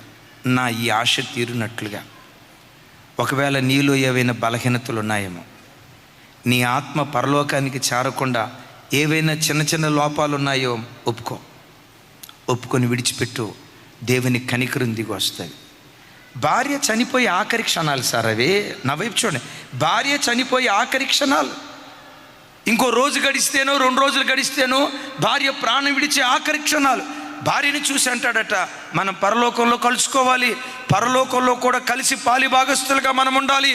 నీ ఆత్మ పరలోకానికి చేరకుండా ఏవైనా బలహీనతలు ఉన్నాయేమో ఒప్పుకో, పశ్చాత్తాపడితే పరలోకాన్ని స్వతంత్రించుకోగలుగుతావు అని ఆ దైవజనుడు చెప్తే, ఆ భార్య భర్తను చూసి చిరునవ్వు నవ్వుతూ ఇలా అందట, అయ్యా, సూర్యుని కాంతి భూమి మీద పడకుండా మేఘాలు అడ్డుకుంటాయే, ఆ మేఘాలంత పల్చటి పాపం కూడా నాకు నా దేవుని దూరం చేయలేదయ్యా. పవిత్రంగా బ్రతకటానికి దేవుడు కృప చూపించాడు. దేవుని కృప ఏ బలహీనత లేదయ్యా. నేను చెప్పగలను, ఇక్కడ కళ్ళు మూస్తే పరలోకంలో కళ్ళు తెరవగలుగుతానన్న ధైర్యం నాకుందయ్యా. భార్యను అలా దగ్గరికి తీసుకున్నారట. ఆ తల్లి అలా ప్రాణం విడిచింది. చూసారా, చనిపోయి ఆఖరి క్షణాల్లో ఉన్న భార్యతో భర్త మాట్లాడిన మాట ఏంటి? భర్త మాట్లాడిన మాట ఏంటి? శుద్ధీకరించుకో, ఏవైనా లోపాలు ఉన్నాయేమో తొలగించుకో. దైవజన్మ, 21 దినాలు ఉపవాస ప్రార్థనలో, ఇది ఆర్భాటం కోసం చెప్పేది కాదు, 100 కొలది ప్రజలు ఉపవసించి మన కుటుంబాల కొరకు ప్రార్థిస్తున్నారు. అనేక మంది సేవకులు ఉపవసించి మీ కొరకు ప్రార్థిస్తున్నారు. మీ కొరకు ఏ విషయం నిమిత్తం దేవుని సన్నిధిలో ప్రార్థన చేస్తున్నామో అడిగిన ప్రతిదీ ఈ ఏడాది మీరు పొందుకొందురుగాక. అడిగిన దానికంటే, ఊహించిన దానికంటే అత్యధికమైన కార్యాలు దేవుడు మీ జీవితంలో జరిగించునుగాక. అయితే మేము చేస్తున్న ప్రార్థన, సంఘమంతా చేస్తున్న ప్రార్థన దేవుని సన్నిధికి చేరాలంటే, ఏ పాపం దేవునికి మీకు అడ్డుగా ఉందో ఈరోజే దాన్ని ఒప్పుకొని దేవుని సన్నిధిలో విడిచిపెట్టుదుగాక. కొన్ని అనుకుంటాం, చిన్న చిన్నయే కదండి. మీకు తెలుసా, ఆ కొంచెమే, ఆ చిన్న నిప్పు అడివంతటిని తగలబెట్టినట్లుగా, చిన్న నిప్పు అడవిని తగలబెట్టినట్లుగా చిన్న బలహీనతలే మన ప్రార్థన దేవుని సన్నిధికి చేరకుండా ఆటంకంగా ఉంటాయి. ఎలాగో ఒక మాట చెప్తాను. మన సేవ ప్రారంభ దినాల్లో ఒక ఆటో మనకు ఉండేది, బ్లాక్ ఆటో. ఆ ఆటో అంటే భలే ఇష్టం నాకు. ఆ ఆటో మీదే ఎంత సేవ చేసామంటే అంత సేవ చేసాం. ఆ ఆటో డ్రైవ్ చేసిన డ్రైవర్ ఎవరో తెలుసా? ద గ్రేట్ నేనే డ్రైవ్ చేశా. ఆ ఆటో డ్రైవ్ చేస్తా సోరారం, షాపూర్, జీడిమెట్ల, చింతల్, దేవుని కృప ఈ ప్రాంతాలన్నీ తిరుగుతూ వచ్చాం. ఒకరోజు సోరారం ప్రార్థనకు వచ్చాం. రాత్రి 11 అయిపోయింది. 11:30 ప్రాంతంలోకి తిరిగి వెళ్దామని చెప్పి అలా బయలుదేరి ఆటో మీద వెళ్తూ ఉన్నాం. అదేమి చిత్రమో తెలీదు, సాయిబాబా నగర్ చౌరస్తా, ఈ చౌరస్తా ఉంది చూసారా, అక్కడికి వచ్చేసరికి ఆటో ఆగిపోయింది. నాకు తెలిసిన ప్రయత్నాలు ఏదో చేశా, ఆటో స్టార్ట్ కాల. నేను దైవజనరాలు మేమిద్దరమే ఉన్నాం. రాత్రి 11:30 అవుతుంది. అప్పుడు ఎవరికైనా ఫోన్ చేద్దామంటే అప్పుడు ఫోన్లు లేవు. తమ్ముడా సుమన్, కొంచెం నీ బండి వేసుకొనిరా అని ఫోన్ చేయడానికి ఫోను లేదు, సుమను లేడు. అప్పుడు నా మాట అర్థమైందా? ఫోను లేదు, సుమను లేరు. లేదు ఎవరికైనా ఫోన్ చేయటానికి తమ్ముడా అంటే ఆ రోజు ఫోన్ అందుబాటులో లేదు. రాత్రి 11:30 అవుతుంది. ఏం చేయాలి? అలాగని ఆటో అక్కడ సాయిబాబా నగర్ దగ్గర వదిలిపెడదామంటే జరిగేది ఏంటో తెలుసా? ఆటోగానే ఉంటుంది, తెల్లారి చూస్తే ఇంజిన్ ఉండదు. అంటే చేయాల్సిన మర్యాద అంతా చేస్తారు. ఆటోగానే ఉంటుంది, టైర్లు ఉండవు, మాయమైపోతాయి. అమ్మో, ఆటో ఎట్లా వదిలిపెట్టి వెళ్ళిపోతాం, 30,000 రూపాయలు పెట్టి కొన్నాం అని చెప్పి సాయిబాబా నగర్ చౌరస్తా నుండి Jeedimetla petrol bunk bus stand Jeedimetla bus depot ఎదురుగా పెట్రోల్ బంక్ కొని చూసారా, అక్కడ దాకా నెట్టుకుంటా వెళ్తూ ఉన్నాను. నెట్టుకుంటా వెళ్ళేటప్పుడు అండి నాకు అప్పుడు అనిపించింది, బండి తోలేటప్పుడు సరదాగా ఉంటుంది కానీ బుల్లెట్ తోలేటప్పుడు సరదాగా ఉంటుంది కానీ బుల్లెట్కు అడవిలో పంచర్ పడితే ఉంటుందండి. తిట్టు నువ్వు తిట్టుకోకుండా, అరే నీకెందుకురా బుల్లెట్, ఇదే పడాయి అంటే ఎందుకురా నీకు బుల్లెట్, మామూలు బండి తీసుకుంటే పోయేది కదా. నీకు బుల్లెట్ అంట, ఆమ్లెట్ వేసుకునే శక్తి కూడా లేదు కానీ బుల్లెట్ అంట. అసలు ఎన్ని తిట్టుకుంటామో. ఆ రాత్రిపూట ఆటో నెట్టేటప్పుడు అండి పగటిపూటే ఆకాశంలో సొక్కలు కనపడ్డాయి. ఏం చేయాలో అర్థం కాల. ఓపిక తెచ్చుకొని అక్కడ దాకా తీసుకెళ్ళిన తర్వాత ఏమీ చేయలేం, ఆటో వదిలేద్దాం, ఇక్కడే వదిలిపెట్టి వెళ్ళిపోదాం అని చెప్పి ఏదో అనుకుంటా ఉన్నాను. అప్పట్లో ఇంత ఫ్రీక్వెంట్గా ఆటోలు బస్సులు తిరిగేవి కాదు. అమ్మో ఆటో వదిలిపెడితే ఇంకేమైనా ఉందో 30,000 రూపాయలు. అప్పుడు ఒక చిన్న ప్రార్థన చేసుకున్నా, దేవా నాకు కొంచెం ఇంజన్ల మీద అవగాహన ఉంది, ఎందుకంటే నేను పాలిటెక్నిక్ మెకానికల్ ఇంజనీరింగ్ చదివాను, హైదరాబాద్లో కూడా ఇంజనీరింగ్ చదివాను మెకానికల్ మీద. నాకు ఇంజిన్స్ మీద కొంచెం అవగాహన ఉంది, ఎంతో కొంత చదువుకున్నాను కదయ్యా, ఏమైనా నాకు ఏదన్నా ఉంటే ఒక చిన్న ఆలోచన ఇవ్వండి అయ్యా అని అక్కడ ఒక స్ట్రీట్ లైట్ ఉంటే అక్కడ బండి ఆపి చిన్న ప్రార్థన చేశాం. సడన్గా దేవుడు వెనక స్పార్క్ ప్లగ్ ఉంటుంది కదా, ఆ స్పార్క్ ప్లగ్ తీసి క్లీన్ చేయి అన్నట్లుగా లోపటి నుంచి ఒక ప్రేరేపణ. ఆటో వెనక్కి వెళ్ళి డోర్ ఓపెన్ చేసి స్పార్క్ ప్లగ్ తీసాం. దాన్ని క్లీన్ చేయి అంటంతో నేను అనుకున్నాను ఆ స్పార్క్ ప్లగ్ మీద 1 కిలో మట్టి పడిందేమో, అందుకని ఇగ్నైట్ కాకుండా ఇది ఆటంకంగా ఉందేమోనని స్పార్క్ ప్లగ్ తీసా. కిలో మట్టి కాదు కదా, 1/2 కిలో మట్టి కూడా లేదు, 1/2 కిలో కాదు కదా, 100 గ్రాములు కాదు కదా, తులం మట్టి కూడా లేదు. కంటికి కనపడినంత చిన్న చిన్న నలుసులు ఉన్నాయి. లోపటి నుంచి ఆత్మదేవుడు దాన్ని శుభ్రం చేయి, శుభ్రం చేద్దామంటే బట్ట కూడా పట్టదు, అంత ఎయిర్ గ్యాప్ ఉంటుంది. ఆటోలో ఒక పేపర్ ఉంటే దాన్ని తీసి ఆ పేపర్తో ఇట్లని క్లీన్ చేసి ఆ తర్వాత స్పార్క్ ప్లగ్ పెట్టా. నేను మనసులో అనుకుంటున్నాను, నా భ్రమ కాకపోతే ఇది దేవుడు మాట్లాడిందా? ఎంత చిన్న నలుసు ఇంజిన్ ఆపేస్తుందా? ఆటో ఎంత ఉంటుంది చెప్పండి సార్? గాబ్రియెల్ ఆటో ఎంత ఉంటుంది తెలుసు కదా, ఆటో నీకు ఆటో ఎంత ఉంటుంది? ఇంత పెద్ద ఆటోని కంటికి కనబడినంత నలుసు ఆపేస్తుంట. ఊరుకో, ఈ దేవుడు మాట్లాడాడో నాకు అనిపించిందో అని చెప్పి సరే ఏదైతే ఏమైందో మాట్లాడారు కదా అని ఆ స్పార్క్ ప్లగ్ క్లీన్ చేసి పెట్టేసామండి. కిక్కరాడి దగ్గరికి వచ్చి కిక్కు కొట్టానో లేదో డుగ్ డుగ్ డుగ్ డుగ్ డుగ్ డుగ్ అని స్టార్ట్ అయిపోయింది. విన్నారా? చిన్న నలుసు ఒక పెద్ద ఆటో నాపింది. తమ్ముడు, నీలో ఉన్న చిన్న చిన్న బలహీనతలే నీ ప్రార్థన దేవుని సన్నిధికి చేరకుండా ఆటంకంగా ఉన్నాయి అనేది నువ్వు గ్రహించు. ప్రార్థిస్తున్నావు, అమ్మా నాన్నలు ప్రార్థిస్తున్నారు, దైవ సేవకులు ప్రార్థిస్తున్నారు, ఇంత ప్రార్థన జరుగుతున్నా ఆ ప్రార్థనలు దేవుని సన్నిధికి చేరకుండా ఏ చిన్న బలహీనతలు ఆటంకంగా ఉన్నాయో, ఏ చిన్న అవిధేయతలు ఆటంకంగా ఉన్నాయో యేసు నామం పేరిట ఈ దినమే ఒప్పుకొని దాన్ని విడిచిపెట్టి దేవుని సన్నిధిలో నుంచి బయలుదేరుదువుగాక. వాక్యం అంటుంది, అతిక్రమములు దాచిపెట్టువాడు వర్ధిల్లడు, వాటిని ఒప్పుకొని విడిచిపెట్టువాడు దేవుని కనికరాన్ని పొందుతూ ఉన్నాడు. నా చేతులెత్తి మిమ్మల్ని దీవిస్తున్నాను. నీ దేవుని కనికరం, నా దేవుని కనికరం ఒక్కొక్క బిడ్డ తల మీద దేవుడు కుమ్మరించునుగాక. దేవుని కనికరము పొందిన ప్రజలుగా మందిరంలో నుంచి మనం బయలుదేరుదుముగాక. సుమి, ఆయన కనికరం మన మీదకి దిగి రావాలంటే ఒప్పుకున్న దాన్ని విడిచిపెట్టు. ఒప్పుకోవాలి. ఒప్పుకొని మళ్ళీ ఇంటికి వెళ్ళిన తర్వాత చేస్తానంటే కుదరదు. చాలాసార్లు చెప్పే కదా, మీరు బస్సులో ప్రయాణమే వెళ్తున్నారు, మీ కాలు పొరపాటున పక్కెంటోళ్ళకి తగిలింది. మీ కాలు తగలటంతో పక్కెంట ఆయన మిమ్మల్ని ఎట్లా చూస్తాడు చెప్పండి? ఇంకోసారి దొక్కున ఆయన అన్నాడు చూస్తాడా? ఇంకోసారి తగిలిందంటే నేను తొక్కేస్తా జాగ్రత్త అన్నట్లు సీరియస్గా చూస్తాడు. ఆ సీరియస్గా చూసిన ఆయన వైపు చూసి సారీ సార్ అని అన్నారు అనుకోండి, అంత సీరియస్గా చూస్తా ఉన్న ఆయన మీరు సారీ అంటంతో ఓకే అసలు ముఖం చూడండి ఎట్లా మారిపోద్దాం, నవ్వుతా ఇట్స్ ఓకే అంటాడు. ఇంకొంచెం ముందుకెళ్ళిన తర్వాత మరలా ఇంకోసారి దొక్కారు. ఆ తర్వాత చూస్తాడు, సార్ అది సూపులతో చంపుతారు అంటారు చూసారా, గుడ్లు ఉరివి పళ్ళు పటాపటమని కొరికి ఇంకో క్షణం ఆలస్యం అయితే హీరోషిమా నాగసాకి మీద ఆటం బాంబు పడ్డట్లుగా పడిపోయేంత ప్రమాదం. వెంటనే రెండోసారి అంటారు సారీ సార్ చూసుకోలేదు సార్ అని అంటారు. అప్పుడు ఏమంటాడు తెలుసా? సరే అది చూడండి, సరే ఈ ఒక్కసారి కాగి అన్నట్టు చూస్తాడు.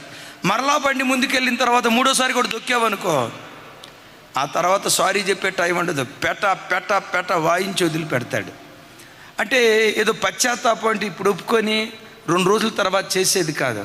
పశ్చాత్తాపం, నిజమైన పశ్చాత్తాపానికి ఉన్న గుణం ఏంటో తెలుసా? ఏ తప్పు, ఏ పాపం నిమిత్తం పశ్చాత్తాపడ్డావో ఆ పాపం నీ జీవితంలో మరెన్నడూ కనపడకూడదు. ఆ బలహీనత మరెన్నడూ నీలో కనపడకపోతే అదే నిజమైన పశ్చాత్తాపం. అలాంటి పశ్చాత్తాపం ఏ వ్యక్తిలో ఉన్నా దేవుని కనికరం వారి మీదకి దిగి రావటానికి దేవుడు కృప చూపిస్తాడు. ఇప్పుడు చెప్పండి, నెహెమ్యా ఆరాధనతో ప్రార్థన ప్రారంభించాడు. దేనితో కొనసాగిస్తున్నాడు? పశ్చాత్తాపంతో కొనసాగిస్తూ ఈ పశ్చాత్తాపంతో పాటు వాగ్దానాన్ని ఎత్తిపట్టి ప్రార్థిస్తున్నాడు. బిడ్డలారా, ప్రార్థనలో ఉన్న రహస్యం ఏంటంటే ప్రార్థించేటప్పుడు పదే పదే వాగ్దానాలు ఉచ్చరిస్తూ వాగ్దానాలు పట్టుకొని ప్రార్థన చేయాలి. నెహెమ్యా ప్రార్థన చేశాడా? చేశాడు. చూడండి అక్కడ. ఎస్,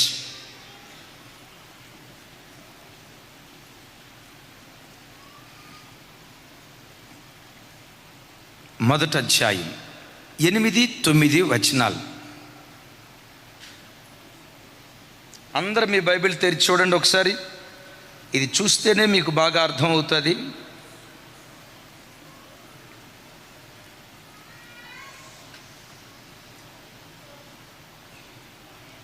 నాతో కలిసి, నీ సేవకుడైన మోషేతో నీవు సెలవిచ్చిన మాటను జ్ఞాపకము తెచ్చుకొనుము. అదేమనగా, మీరు అపరాధము చేసిన యెడల జనులలోనికి మిమ్మును చెదరగొట్టుదును. అయితే పెద్దగా, అయితే మీరు నా వైపు తిరిగి నా ఆజ్ఞలను అనుసరించి నడిచిన యెడల, పెద్దగా చెప్పాలి, నడిచిన యెడల భూదిగంతముల వరకు మీరు తోలివేయబడినను అక్కడ నుండి సహా మిమ్మును సమకూర్చి నా నామము ఉంచుటకు నేను ఏర్పరచుకొనిన స్థలమునకు మిమ్మును రప్పించేదనని నీవు సెలవిచ్చితివి కదా. ఆ చివరి మాట కొంచెం సాగదేయండి, బాగుంటుంది అది. నీవు అంటే దేవుడు ఏమి సెలవిచ్చాడు చెప్పండి? ఎవరికి సెలవిచ్చాడంట? మోషేతో అన్నాడంట. ఏమన్నాడట మోషేతో? ఇదిగో మోషే, ఇజ్రాయేలీలు కనాను దేశానికి వెళ్ళిన తర్వాత నా ఎదుట పాపం చేస్తే ప్రపంచపు నలుదిక్కులకు వాళ్ళని చెదరగొడతా, చెదిరిపోతారు. చెదిరిపోయిన తర్వాత వారు పశ్చాత్తాప్తులై నా తట్టు తిరిగి నా ఆజ్ఞలు అనుసరించడం, వాళ్ళు నడుచుకోవటం ప్రారంభిస్తే అక్కడ నుండి భూదిగంతాల వరకు వాళ్ళు చెదరగొట్టబడిన అక్కడ నుండి వాళ్ళ ప్రార్థనలు ఆలకించి మరలా వారి స్వదేశానికి నేను వాళ్ళను సమకూరుస్తాను అని ఎవరితో చెప్పాడు? పెద్దగా చెప్పాలి సార్, ఇంకోసారి చెప్పాలి. మోషే ఏ కాలానికి చెందినవాడు? మనకు ఎక్కడ కనపడతాడు? ఆదికాండంలో కనపడతాడా? నిర్గమకాండంలో కనపడతాడా? కదా, నిర్గమకాండంలో కనపడతాడు. నిర్గమకాండానికి నెహెమ్యా గ్రంథానికి ఎంత తేడా ఉందో తెలుసా? ఒక్క మాటలో చెప్పాలంటే గన్ షాట్గా పాత నిబంధనలో రాయబడిన చిట్ట చివరి పుస్తకం నెహెమ్యా గ్రంథం ఇంచుమించు. విన్నారు ఈ మాట? ఏం చెప్పింది చెప్పండి? పాత నిబంధనలో రాయబడిన చిట్ట చివరి పుస్తకం. అరే కొంచెం పెద్దగా చెప్పండి. చిట్ట చివరి రాయబడిన పుస్తకం నెహెమ్యా గ్రంథం. మోషే ఏ కాలానికి చెందినవాడు? నిర్గమకాండం బైబిల్ ప్రారంభంలో ఉంటుందా, మధ్యలో ఉంటుందా? అంటే బైబిల్ ప్రారంభంలో నిర్గమకాండంలో ఉన్న మోషేతో దేవుడు ప్రమాణం చేస్తే మోషేతో దేవుడు చేసిన వాగ్దానాన్ని ఇక్కడ నెహెమ్యా ప్రవక్త ఎత్తి పట్టుకొని, అయ్యా భూదిగంతాల వరకు చెదిరిపోయిన ప్రార్థన చేస్తే సమకూరుస్తానన్నావు కదా, మమ్మల్ని సమకూర్చయ్యా. పాడైపోయిన పట్టణాన్ని బాగు చేస్తానని మోషేతో వాగ్దానం చేసావు కదా, ఆ వాగ్దానాన్ని నెరవేర్చయ్యని ఇక్కడ దైవజనుడైన నెహెమ్యా వాగ్దానాన్ని ఎత్తిపట్టి ప్రార్థిస్తున్నాడు. ఎక్కడ మోషేతో చెప్పాడో జస్ట్ రెఫరెన్స్ చెప్తాను, రాసుకోండి. ద్వితీయోపదేశకాండం 30వ అధ్యాయం 2వ వచనం నుంచి 5వ వచనం వరకు ఇదే మాట అక్కడ ఉంటుంది. సో అదంతా చదివించే అంత సమయం ఉండదు. నా వైపు చూడండి. ఇక ఎప్పుడైనా ప్రార్థన చేసేటప్పుడు నీ ప్రతి ప్రార్థనలో వాగ్దానాన్ని ఎత్తిపట్టు. ఆమేన్. వాగ్దానము, వాక్ ప్లస్ దానము. దేవుడు తన వాక్కును మనకు దానంగా ఇచ్చాడు. బైబిల్లో ఆల్మోస్ట్ 2000 వాగ్దానాలకు పైగా ఉన్నాయి. ప్రతి సందర్భంలో ఆ వాగ్దానాన్ని ఎత్తిపట్టి ప్రార్థించే. కష్టార్జితం అంతా వడ్డీలకు పోతుందా? కష్టపడి సంపాదించేది నీవు, నీ కష్టార్జితం అంతా హాస్పిటల్ వాళ్ళు దోచుకుంటున్నారా? నీ కష్టార్జితం అంతా వడ్డీ వ్యాపారస్తులకు అయిపోతూ ఉందా? కష్టపడి సంపాదించేది నీవు, నీ కష్టార్జితం అనుభవించేది ఎవరో అనుభవిస్తున్నారా? అలాంటి స్థితిలో ఈ వాగ్దానాన్ని పట్టుకో. అయ్యా, నువ్వు ఒక వాగ్దానం చేసావు కదా, నిశ్చయముగా నీ చేతుల కష్టార్జితం నీవే, ఆశీర్వదించడం కాదు తల్లి, నిశ్చయముగా నీ చేతుల కష్టార్జితం నీవే అనుభవిస్తావు అని వాగ్దానం చేసావు కదా. నా కష్టార్జితం అన్యాక్రాంతం అయిపోతుందయ్యా, సిలి సంచిలో వేసుకున్న డబ్బులాగా అయిపోతుందయ్యా. కష్టపడి సంపాదించేది నేను, నా కష్టార్జితం వడ్డీ వ్యాపారస్తులు, డైలీ ఫైనాన్స్ వాళ్ళు, హాస్పిటల్, వీటన్నిటికీ దారైపోతుందయ్యా. సిల్లి సంచిలో వేసుకున్న డబ్బు అయిపోతుందయ్యా. బాబు, నువ్వు వాగ్దానం చేసావు కదా, నిశ్చయముగా నీ చేతుల కష్టార్జితం నీవే అనుభవిస్తావని, ఆ వాగ్దానం నెరవేర్చేయని పదే పదే వాగ్దానాన్ని ఎత్తిపట్టి ప్రార్థన చేయి. నీ కష్టార్జితం నీవే అనుభవించేటట్లుగా దేవుడు కృప చూపిస్తాడు. పెద్దగా చెప్దాం ఆమేన్. ఒకవేళ అప్పులు పాలైపోయి, కష్టార్జితం అప్పులు పాలైపోయి ఆ స్థితిలో ఉంటే దేవుడు ఒక వాగ్దానం చేశాడు, నీవు అప్పిచ్చేవాడిగా ఉంటావు కానీ, పెద్దగా అప్పిచ్చేవాడిగా ఉంటావు కానీ అప్పు చేయవు. అప్పుడే మా నాన్నగారు ప్రభు దగ్గరకు వచ్చిన తొలిడి దినాలు. మా తమ్ముడు ఒకడు, చిన్న తమ్ముడు ఒకడు 7వ క్లాసు. మా నాన్న ఒకటి చెప్పాడు, రేయ్, బైబిల్ ఏమని రాస్తుందంటే, నువ్వు తలగా ఉంటావు కానీ తోగ్గా ఉండవు, నువ్వు పైవోడిగా ఉంటావు కానీ కిందోడిగా ఉండవు. ఇదిరా దేవుడు చేసిన మనకు వాగ్దానం. నువ్వు రోజు ఈ వాగ్దానం పట్టుకొని ప్రార్థన చేయి. 7వ తరగతి క్లాసులో నువ్వు తలగా ఉండాలి, నువ్వు పైవాడిగా ఉండాలి. ఆ చిన్నోడు ఏం చేశాడో తెలుసా? రోజు ఆ వాగ్దానం పట్టుకొని మోకరించాడంటే చాలు, తలా తోక, తలా తోక ఇదే అనేవాడు. ప్రభా, నేను తోకగా ఉండకూడదు, నోరు తెరవాలా, నేను తోకగా ఉండకూడదు, తలగా ఉండాలి, తోకగా ఉండకూడదు, తలగా ఉండాలి. ఆ చిన్నపిల్లవాడు ఆ ప్రార్థన చేస్తే ఉంటారు కదా హాస్టల్ వాళ్ళు, కోతి మాటలు మాట్లాడేవాళ్ళు. వాడిని చూడటంతో అరుగరే, అదిగదిగో తోకగాడ వస్తున్నాడు చూడండి, అదిగదిగో తలగాడ వస్తున్నాడు చూడండి, వెకిలిగా మాట్లాడేవాళ్ళు. వాడు మాత్రం అదే వాక్యం పట్టుకొని తలగా ఉంచుతానన్నావు, 7వ క్లాసులో నన్ను తలగా ఉంచాయ్యా. ఆ రోజుల్లో స్కూల్లో ఉన్న గొప్పతనం ఏంటో తెలుసా? 10th క్లాస్ ఫస్ట్ వచ్చినా, 7th క్లాస్ ఫస్ట్ వచ్చినా చెప్పండి, ప్రైజ్ ఇస్తారా? అది కూడా నిజమే. బ్లాక్ బోర్డు మీద తాటికాయంత అక్షరాలతో పలానా సంవత్సరం 1991వ సంవత్సరం 10వ తరగతి 10th క్లాస్ బ్యాచ్లో పలానా అబ్బాయి ఫస్ట్ వచ్చాడు అన్న ఉండదా? మీరు చదువుకున్న స్కూల్లో లేదేమో. పలానా అబ్బాయి ఫస్ట్ వచ్చాడు, పలానా అబ్బాయి సెకండ్ వచ్చాడు, బోర్డులో రాస్తారు కదా.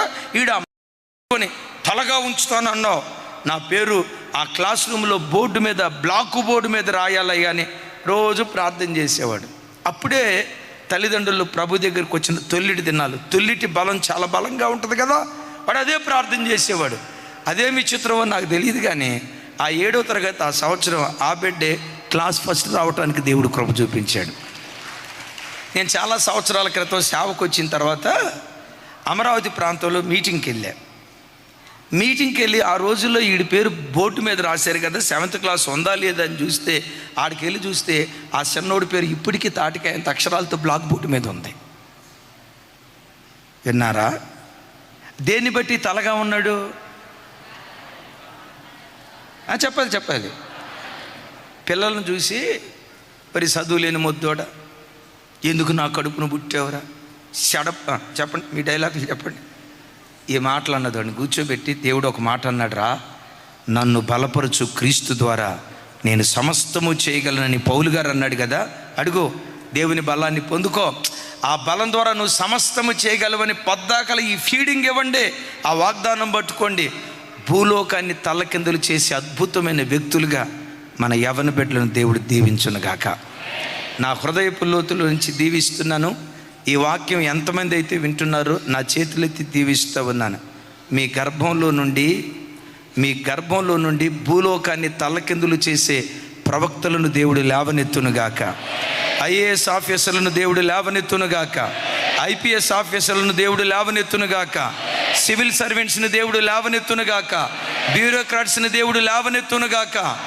చిన్న స్థాయి మొదలుకొని పెద్ద స్థాయి వరకు ఉన్నత ఉద్యోగాలు నీ గర్భాన పుట్టిన పిల్లలు చేసే కృప దేవుడు అనుగ్రహించునుగాక.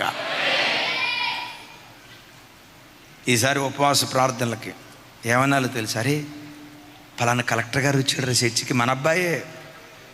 ఆమెనండి అమ్మా. మీరు ఎట చూస్తున్నారంటే, ఈ మాట నేను యవ్వనంలో ఉన్నప్పుడు అంటే బాగుండేది కదన్నా, నేను కూడా రైట్. మరి మీరు అప్పటికి రక్షించబడలా, నేనేం చేసేది? రైట్. ఆమెన్ ఆమెన్ అనాలి. అరే పలానా కలెక్టర్ గారు వచ్చాడు చర్చికి, చూడు చూడు చూడు, కలెక్టర్ గారు అయ్యుండి ఎంత చక్కగా కూర్చొని వాక్యం వింటున్నాడు, ఎంత చక్కగా కుర్చీ మీద కూర్చొని, ఎంత చక్కగా కింద కూర్చొని వాక్యం వింటున్నాడు. కలెక్టర్ గారు అయ్యుండి అంత దీనంగా ఉన్నాడే, మనం ఇంకెంత దీనంగా ఉండాలి అని నీ పిల్లలను ఇన్స్పిరేషన్గా తీసుకొని సమాజం మాట్లాడుకునేటట్లుగా దేవుడు నిలవబెట్టును గాక. అదే పదే పదే ఏం చేయాలి? వాళ్ళకి వాగ్దానాలు నేర్పాలి, వాగ్దానాలు నేర్పాలి, వాగ్దానాలు నేర్పి వాగ్దానాలు ఎత్తిపట్టి ప్రార్థన చేయాలి. మన వ్యక్తిగత జీవితంలో మన మినిస్ట్రీలో జరిగిన ఒక అద్భుతం చెప్తాను. ఈ చర్చి అంతా వాస్తవంగా 1000 గజాల స్థలం. ఒకేసారి ఈ స్థలం అంతా కొనలేదు. ముందు మేము నిలవబడిన ఈ ఫుల్ ఫీట్ ఇది ఒక 280 గజాలు, ఆ తర్వాత 300 గజాలు, 600 గజాల స్థలం కొన్నాం. ఎదురు ఇంకో 350 గజాల స్థలం. ఇప్పుడు అన్నోళ్ళు కుర్చీ మీద కూర్చున్నారు కదా, అక్కడి నుంచి అటువైపు ఉన్నది ఆల్మోస్ట్ 350 గజాలు. యువతలది మాత్రమే మనది, అది వేరే వాళ్ళది. 3 అన్నదమ్ములది. చాలా మంచోళ్ళు వాళ్ళు, చాలా మంచోళ్ళు. వాళ్ళు చేసేది చిన్న వ్యాపారమైన చాలా క్రమశిక్షణతో ఒబ్బిడిగా పెరిగారు. మహబూబ్ నగర్ ప్రాంతం ఏదో మొత్తానికి వాళ్ళు రామ్నగర్లో ఉంటారు. సో మనం ఈ చర్చి కట్టేటప్పుడు ఒకేసారి మొత్తం చర్చి కట్టల. 600 గజాల స్థలాల్లో మన చర్చి ఏదో అంతవరకే. ఆల్మోస్ట్ అక్కడ టీవీ కనపడుతుంది కదా, ఆ పిల్లర్ వరకు ఒకప్పుడు మన చర్చి. అక్కడ టీవీ కనపడుతుంది కదా, ఇంచుమించు అక్కడ వరకు మన చర్చి. అయితే గ్రౌండ్ ఫ్లోర్ చర్చి కట్టేటప్పుడు ఎట్లా కట్టేవో చెప్పమంటారా? ఈ స్థలం అంతా దేవుడు మనకి ఇచ్చినట్టు, 1000 గజాల స్థలం అంతా మందే అయినట్లు. ఒకవేళ అప్పుడు చర్చి కట్టాల్సి వస్తే ఇదిగో ఈ ఇమేజ్లో కట్టాలని దేవుని కృప ఆ వ్యూహ చిత్రాన్ని దేవుడే ముందుగా ఇచ్చాడు. ప్రత్యక్ష గుడారపు నమూనా మోషేకి ఇచ్చినట్లుగా ఈ నిష్ప్రయోజకులకు ఈరోజు కనబడుతున్న ఈ అందమైన మందిరాన్ని కట్టక మునిపే ఈ మందిరపు నమూనా కృపగల దేవుడు అనుగ్రహించాడు. సరే, ఆరాధన జరుగుతుంది, అది నిండిపోయింది. మన సేవ ప్రారంభం నుంచి విచిత్రం ఏంటో తెలుసా? చిన్న స్థలంలో పెట్టు, పెద్ద స్థలంలో పెట్టు, ఏ స్థలమైనా దేవుడు మనకి ఇరుగ్గానే చేస్తూ ఉన్నాడు. పెద్దగా చెబుదాం ఆమెన్, పెద్దగా ఆమెన్. ఇప్పుడు మీరు 3వ సర్వీస్కి వచ్చారు, మీకు ఇరుకైందా లేదా? అమ్మ బాల్కనీలో ఉన్న భక్తులారా, దేవుని కృప చూడండి చూడండి చూడండి. సరే, ఇరుకైపోయేసరికి ఎదురు స్థలం కొనాలి అని అనుకున్నాం.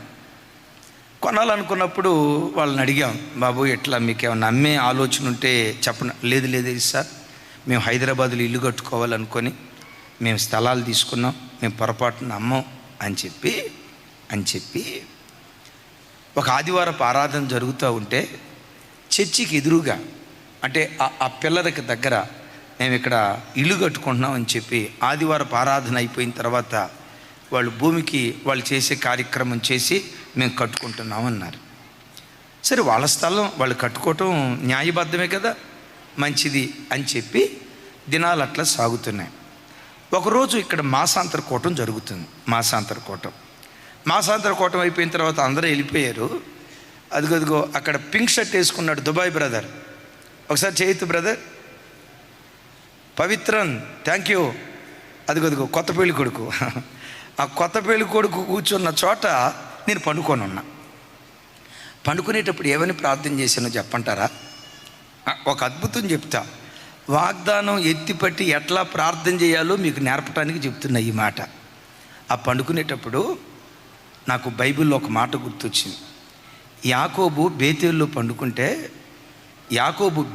పండుకుంటే నీవు పండుకొని ఉన్న భూమి అంతా నీకు ఇస్తానన్నావుగా, నా వైపు చూడాలా? నువ్వు పండుకున్న భూమి అంతా యాకోబుకి ఇస్తానన్నావుగా. ఇప్పుడు నేను ఇక్కడ పండుకుంటున్నా, యాకోబులాగా నిద్రపోవటానికి పండుకోవాలా, ప్రార్థన చేసిన తర్వాత పండుకున్నా. పండుకున్న వాడికే నువ్వు అంత ఇస్తే ఆ ఖాళీ పూర్తి చేయండి అని పెద్దగా చెప్పాలా? ప్రార్థన చేసి పండుకున్న నాకు నువ్వెందుకు ఇయ్యో, నువ్వు ఇచ్చినందుకు స్తోత్రం అని ప్రార్థన చేసి పండుకున్నా. అదే నెలలో ఆపిటలే వచ్చి స్థలం అమ్మేశారు సార్. అయితే ప్రార్థన చేసేటప్పుడు ఎట్లాంటి ప్రార్థన చేయాల? తక్కువ రేటుకి రావాలి అయ్యా, తక్కువ రేటుకి రావాలి. ఈ ప్రార్థన చేయాలి న్యాయబద్ధమైన రేటుకి. వాళ్ళు పేద బిడ్డలు, వాళ్ళు నష్టపోకూడదు అయ్యా, వాళ్ళు నష్టపోకూడదు. అలాగని మేము నష్టపోకూడదు. ఇది మీ డబ్బు, విన్నారా? ఇది మీ డబ్బు. సరసమైన ధర, న్యాయమైన ధరకు వాళ్ళు అమ్మేటట్లుగా సహాయం చేయన్నాం. అమ్మను ససేవిరా అమ్మను అని అనేసరికి ససేవిరా అన్నానా ప్రార్థన చేసాం. వాళ్ళే వచ్చి సార్ మీకు కాకపోతే ఇంకెవరికి ఇస్తాం సార్. నేను అడిగా, మరి ఆదివారం ఆరాధన జరిగేటప్పుడు ఎందుకు ఆ కార్యక్రమం చేశారన్న? అది వేరే దానికోసం చేసాంలే సార్. ఎందుకు చేశారన్న? ఇక అది ఎవరి బ్రతుకుదేరు, ఎవరి తెలివి వాళ్ళదే. ఆ బిడ్డలు చాలా చక్కగా ఈరోజు ఆశీర్వదించబడ్డారు. వాళ్ళని దేవుడు దీవించును గాక. ఇప్పుడు చెప్పండి, దేని ద్వారా ఈ మందిరం నిర్మించబడింది? ప్రతిరోజు తల్లి వాగ్దానం పట్టుకోండి. అట్లాగని మీరు ఎవరో ఒక స్థలంలో పండుకొని నువ్వు పండుకున్న భూమి అంతా నీకు ఇస్తానన్నావు. నేను పండుకున్న ఈ భూమి ఇస్తాడు న్యాయబద్ధంగా. Amen, amen. మీరు ఏ ఇళ్లలో అద్దెకుంటున్నారో యేసు నామం పేరిట ఆ గృహాలే కొనే కృప దేవుడు ఇచ్చును గాక. గట్టిగా చెప్దాం ఆమెన్. పండుకొని ఉన్న భూమి నీకు ఇస్తాను అంటే ప్రార్థనలో ఎప్పుడు వాగ్దానాలు ఎత్తి పట్టాలి. ఒక మాట, వాగ్దానాలు నీకు తెలియాలంటే ముందు బైబిల్ ఏం చేయాలి? నీ ఒంటి నిండా బైబిల్ ఉండాలి. బైబిల్ ఉండాల్సింది ఈ నల్ల అట్టలో, ఎర్ర అట్టలో, తెల్ల అట్టలో కాదు. ఈ బైబిల్ ఉండాల్సింది 5.5 అడుగుల ఎత్తు, 6 అడుగులు ఎత్తున్న ఈ తోలు సంచులు దేవుని వాక్యం ఉండాలి. కూర్చున్నా లేచినా పదే పదే వాగ్దానాలు ఎత్తిపట్టి ప్రార్థన చేయాలి. అదే నెహెమ్యా ప్రార్థన. ఆఖరి మాట జస్ట్ 1 మినిట్ చెప్పి ముగిస్తాను. నెహెమ్యా ప్రార్థనలో ఉన్న ప్రత్యేకత ఏంటంటే, నంబర్ 1 ఆరాధనతో ప్రారంభించాడు. నంబర్ 2 పశ్చాత్తాపపు ఒప్పుకోలుతో కొనసాగించాడు. నంబర్ 3 వాగ్దానాన్ని ఎత్తిపట్టి ప్రార్థిస్తున్నాడు. ఆ ప్రార్థనలోనే పూర్వదినాల్లో దేవుడు జరిగించిన కార్యాలు గుర్తుకు తెస్తున్నాడు. చూడండి ఆ మాట ఒకసారి. ప్రార్థనలో దేవుని కార్యాలు జ్ఞాపకం తెచ్చుకుంటున్నాడు. చిత్తగించుము, అందరూ చిత్తగించుము, నీవు నీ మహాప్రభావమును చూపి నీ బాహుబలము చేత విడిపించిన నీ దాసులకు నీ జనులు వీరే. విన్నారా? ఇంకోసారి నా వైపు చూసి చెప్పండి. చిత్తగించుము, నీవు నీ మహాప్రభావమును చూపి నీ బాహుబలము చేత విడిపించిన నీ దాసులకు నీ జనులు వీరే. దేవుడు తన మహాప్రభావాన్ని చూపి తన బాహుబలం చేత గతంలో తన ప్రజల్ని ఏం చేశాడట? అంటే ఈ మాటకున్న అర్థం ఏంటంటే, అప్పుడు విడిపించిన నీవు ఇప్పుడు కూడా విడిపిస్తావయ్యా అంటే చెప్పకనే చెప్తున్నాడు కదా. అప్పుడు కార్యాలు చేసిన నీవు ఇప్పుడు కూడా నువ్వు కార్యాలు చేస్తావయ్యా. ప్రార్థనలో ఎప్పుడు పదే పదే పూర్వదినాల్లో దేవుడు నీ జీవితంలో చేసిన కార్యాలు గుర్తుకు తెచ్చుకో. అవి గుర్తుకు తెచ్చుకున్నప్పుడు నీ చుట్టూతో ఉన్న సమస్య ఎంత భీకరమైనదైనా అవి గుర్తుకు తెచ్చుకున్నప్పుడు నీ గుండెల్లో నుండి ఒక తెలియని ధైర్యం పుట్టుకొస్తుంది. దావీదు మీద యుద్ధానికి బయలుదేరాడు, గొలియాతు మీద యుద్ధానికి బయలుదేరాడు. ఎవరో పెద్దగా. నేను ఒక మాట అడుగుతా, దావీదు సీనియరా, సౌలు సీనియరా? పెద్దగా చెప్పాలరా తల్లి. మరి సీనియర్ని వాడుకోకుండా జూనియర్ని ఎందుకు వాడుకున్నాడు దేవుడు? తప్పు కదా.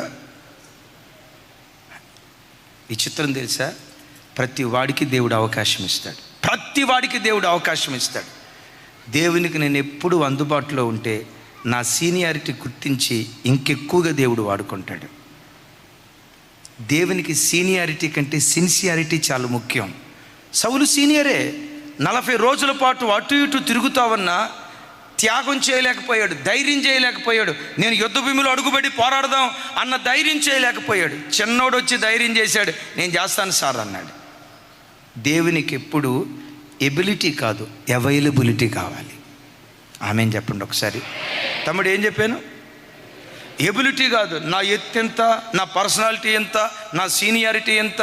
జెర్మియా అనే వీడు 22 సంవత్సరాలు బట్టి సేవలో ఉన్నాడు, 40 సంవత్సరాలు. నీ సీనియారిటీ తర్వాత, సీనియారిటీ దేవుడు గుర్తిస్తాడు. సీనియారిటీ కంటే ముందు నీ సిన్సియారిటీ దేవుడు చూస్తాడు. దేవుని కొరకని నీ తెగింపు. దావీదు యుద్ధానికి వెళ్తున్నాడంటే చంపుతాననే ధైర్యం ఉంది. ఒకవేళ చంపలేక సౌలు నా వైపు చూడాలి, ఒకవేళ చంపలేక గొలియాతు చేతిలో చచ్చిపోతా సార్, దేవుని కొరకు చనిపోతా. అంత తెగింపు త్యాగం చేసాడు కనుకే చిన్నవాడిని దేవుడు ఏర్పరచుకున్నాడు.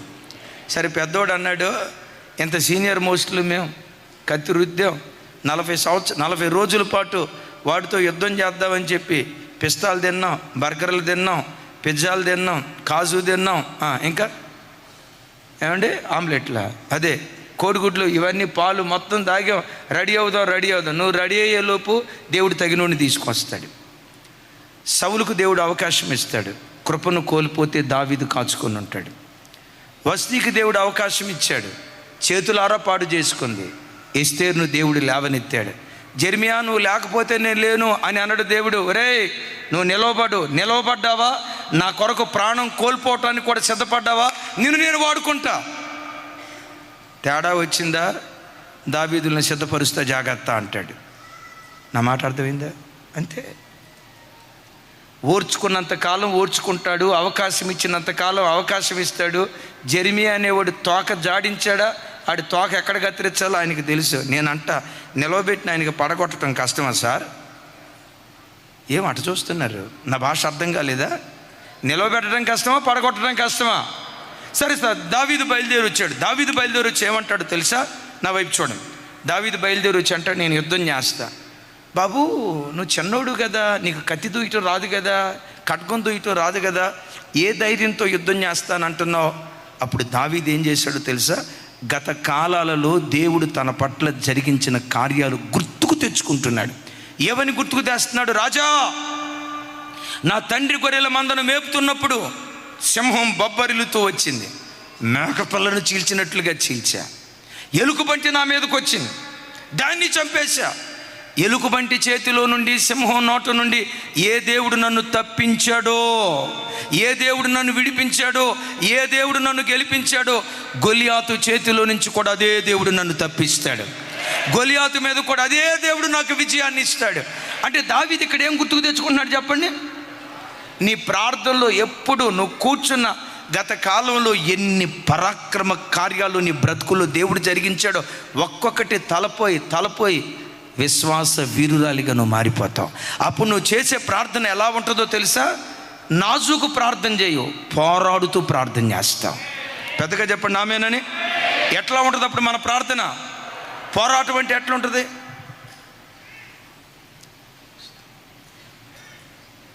ఎట్లుంటుందా? పోరాడేవాడి అసలు నువ్వు ప్రార్థన చేసేటప్పుడు నువ్వు కళ్ళు మూసుకొని ప్రార్థన చేస్తూ ఉంటే అది వీడియో రికార్డ్ చేసిన తర్వాత ఒక్కసారి కళ్ళు తెరిచి ఎట్లా ప్రార్థన చేసేవో చూస్తే యుద్ధ భూమిలో సైనికుడు కాలు, చెయ్యి, కత్తి ఎట్లా దోస్తాడో నీ శరీరపు అవయవాలు కూడా అలా పోరాడుతూ ఉండాలి. ప్రార్థనలో చెప్పండి ఏం చేయాలట? ఆ పోరాటంతో కూడుకున్న ప్రార్థన రావాలంటే పదే గత కాలపు దేవుని పరాక్రమాన్ని, ఆయన మహాప్రభావాన్ని మనం గుర్తుకు తెచ్చుకుంటూ ప్రార్థన చేయదుగాక. ఈ 4 అనుభవాలతో ప్రార్థన చేస్తే మన ప్రార్థన ధూపంలాగా దేవుని సన్నిధికి చేరుతుంది. ప్రార్థనతో ప్రారంభించబడిన జీవితాలు విజయంతో ముగించబడటానికి దేవుడు కృపిస్తాడు. అలాంటి కార్యాలు దేవుడు మన జీవితంలో జరిగించినట్లుగా ఇంకా 19 రోజులు ఉంది. రండి కలిసి చేయి కలిపి ప్రార్థన చేద్దాం. మన ప్రార్థన ద్వారా పడిపోయిన కుటుంబాలు దేవుడు మరలా తిరిగి లేవనెత్తునుగాక. దూరమైపోయిన భార్యాభర్తలు మరలా కలుసుకొందురుగాక. పడిపోయిన ప్రార్థన బలిపీఠాలు తిరిగి కట్టబడునుగాక. అలాంటి కార్యాలు చేయనట్లుగా ఇంకా 19 రోజులు ఉంది. రండి, అవకాశం చేసుకోండి, ఉపవసించండి, ఆ రీతిగా దేవుని సన్నిధిలో ప్రార్థించుదుముగాక.